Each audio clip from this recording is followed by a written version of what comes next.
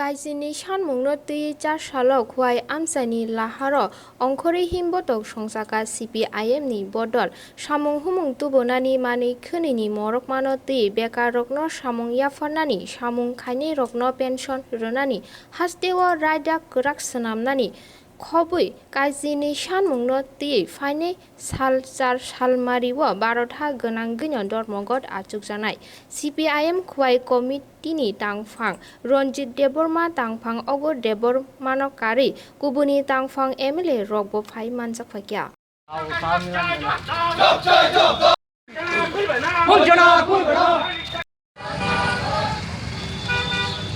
2020 আমাদের ভারতবর্ষের মধ্যে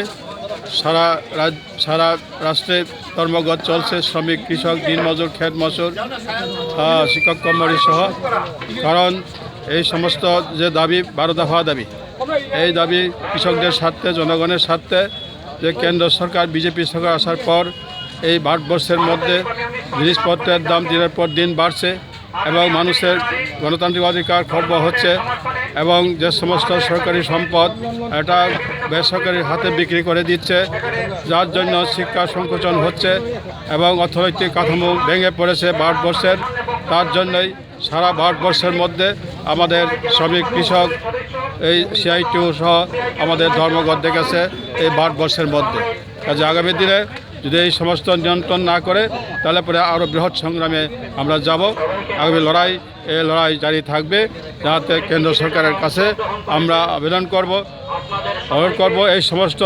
যে দুর্নীতি হচ্ছে এই সমস্ত যে বিরোধী নীতি হচ্ছে এবং বেসরকারি হাতে সমস্ত কৃষি সরকারি সম্পদ তুলে দিচ্ছে এবং বাইরের বিদেশির কাছে এই সমস্ত মূল্য